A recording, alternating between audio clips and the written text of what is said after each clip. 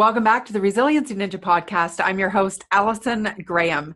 And today we are going to talk about difficult coworkers and what you can do to still enjoy the work you do, be joyful, and not allow frustration and expectation of others to get in the way of your journey and your success. So that is the obstacle we are going to cover today on Facha Fridays.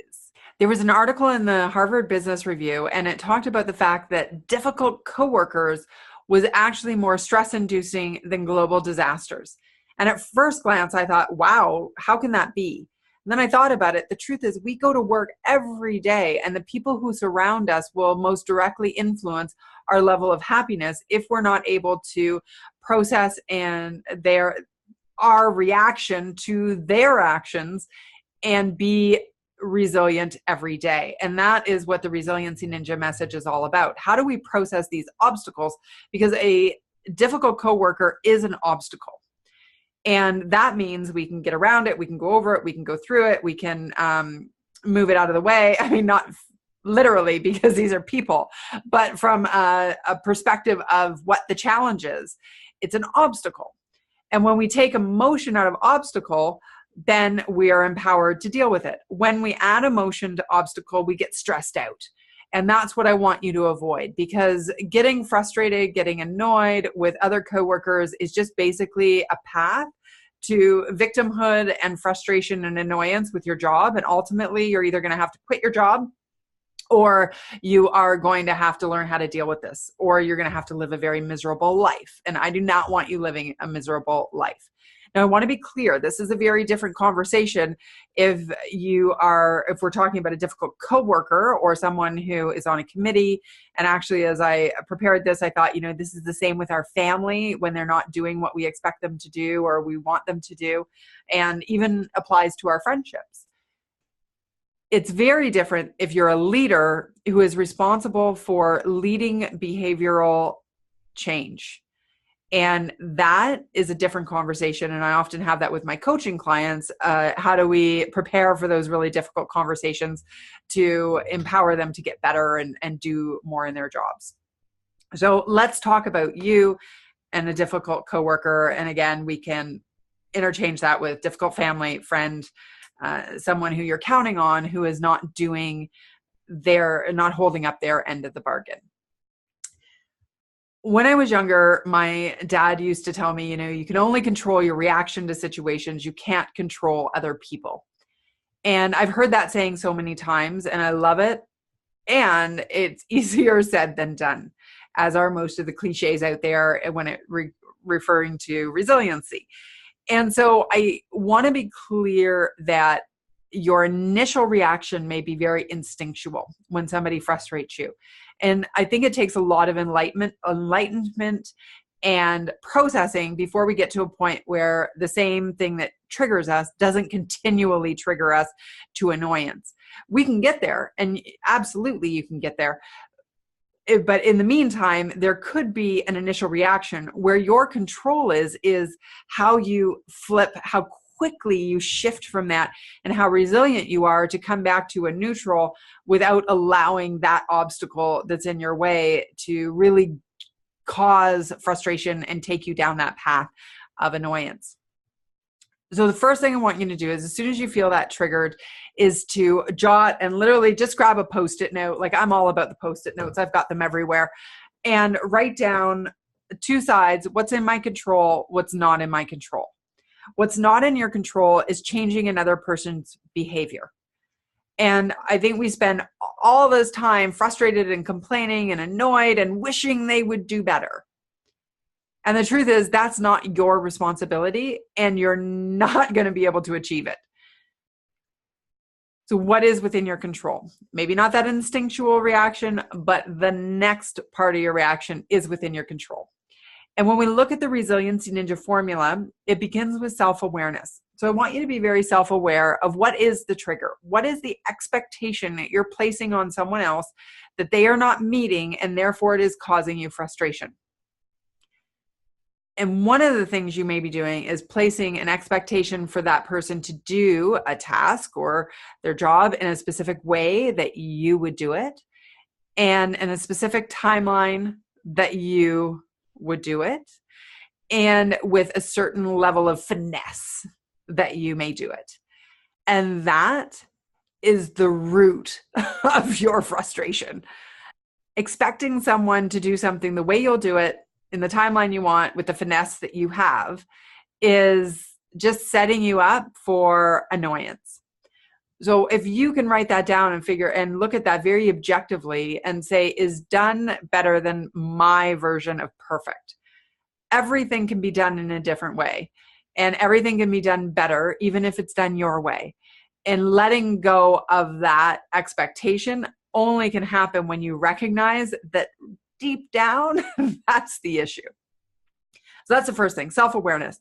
The second piece in the Resiliency Ninja formula is your strength. And we break this down into your physical strength, your mental, and your emotional.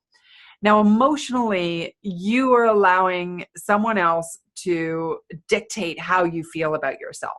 I remember one of my clients, they had a person in the office who was really just, some days had really bad days. And I don't know if he ever saw how much that impacted other people.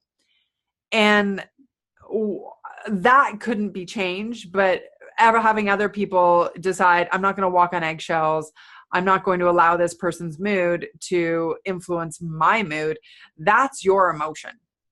And so that takes a little bit of getting used to, and again, starts with the self-awareness. The second thing is from a mental perspective. Spending time complaining, remunerating, and just going over and over and over again about what's annoying you is going to make it even more difficult to be resilient. And that's why it's like, as soon as that soundtrack starts playing in your mind, or you get into the coffee break room and start complaining about this other person and gossiping, that's the worst thing you can do, because whatever we focus on is what we get more of. And so focusing and complaining on a person's behavior is just going to amplify it and make it harder for you to be resilient. The next thing is your physical strength. When you recognize that you're being triggered and you're annoyed by a person, I want you to find your fa-cha. Like I have my fa-cha, which brings me back to a place of grounding and reminds me that I'm in control of choosing if I'm going to be a victim in a circumstance or I'm going to rise as a resiliency ninja. And we have to challenge ourselves to do this every day. And what is the physical thing that you can do that is just going to reset you and take you away from the pattern of complaining and annoyance and frustration, and get you back on track to focus on what you are doing? And I always believe that taking the right action and focusing on our own work can help us ignore the work or lack of work in this case that somebody else is doing and achieving. And the last piece of the Resiliency Ninja formula is your resourcefulness. And often when I talk about resourcefulness, I think I talk about the creating workarounds to deal with your adversity and the obstacles that you're dealing with. So what are the things in front of us, and how can we be really creative about shifting how we react and what we do, and so we can continue to move forward and not allow our obstacles to stall our progress. And in this case, the resourcefulness is a very, very, very different option or a piece of advice for me. And I'm going to ask you to literally bite your tongue. Bite your tongue.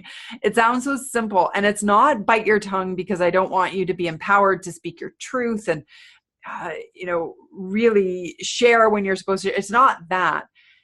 But I've recognized in watching human behavior, and I'm sure you have too, but you may not be aware of it, that continually nagging someone will never result in a task being done without resentment. So nagging leads to eventually a task being done and the person who did it being annoyed and resentful. And so it doesn't work. Instead, what we can do is we can appreciate people for what they do, and we can trust them to step up and give them the space to step up and empower them to do things in the way that they do them. And bite your tongue also applies not just to what you say, but to your physical action and doing it. Because here's the thing. A lot of times when we believe that somebody is slacking and not doing this, and whether it's, taking out the garbage or doing the dishes or, getting that report done for a client or, whatever it is that they aren't getting done that's frustrating you. The tendency for someone who's a real achiever and wanting to do it is to step in and do it for them. The problem with that is that you enable the behavior of slacking off. And that is within your control. Stay within your lane. Do the things that you can do and you're responsible for. And you know what? If they don't get it done and it needs to get done, it's just not done.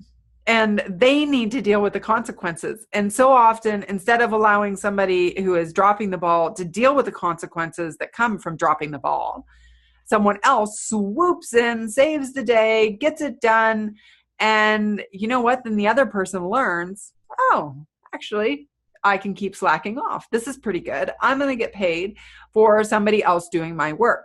They only get to do that if somebody else is doing their work, because eventually, if enough times the ball gets dropped, they're either going to lose their job or they're going to realize, okay, nobody's going to step in for me. I have to take responsibility for myself. And that would be the ideal. You take responsibility for your actions. They take responsibility for their actions.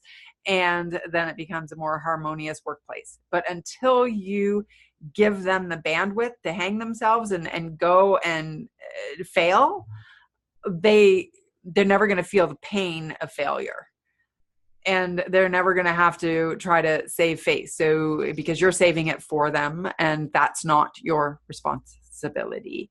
So there you go. The Resiliency Ninja formula applied in a circumstance of dealing with difficult coworkers. I would love to hear from you. Do you deal with difficult coworkers? I know, my coworker is Winston.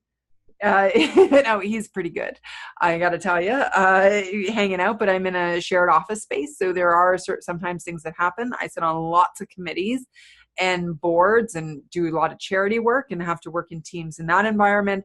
And of course, with my clients, I'm in their offices and seeing these dynamics at a long time, a lot of times. So speaking from experience and research, and I hope that this helps you, but I love to hear from you, the listeners of the Resiliency Ninja podcast and vlog. I hope that gives you some perspective as you walk into the office tomorrow. If you're dealing with someone who is challenging and dropping the ball, those are the things that you can do. First, figure out what's within your control, what's not within your control. Take self-awareness, step 1 of the Resiliency Ninja formula. Figure out, are you placing undue expectations on another person's performance that isn't your responsibility? Then we want to look at our strength, the mental strength, calming the story around the annoyance of this person. And then we want to look at our physical. Is there something you can do to either remove yourself from the situation, or when that frustration comes up, reset, which is like my fa-cha. And then your resourcefulness of biting your tongue. And by that, I mean, just stop the nagging. Stop asking somebody, you know what, just empower them and give them enough room to figure out either they need to step up or they need to step out. And if you keep swooping in and saving the day, they're never going to have to step up.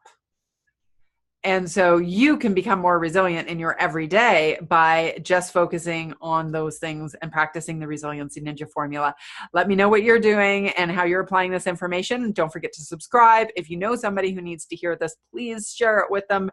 We're getting a lot of momentum around the Resiliency Ninja podcast. I'm so excited hearing from people around the world, which to me is just so worth it and so awesome. And I appreciate that. I appreciate every one of you who is listening.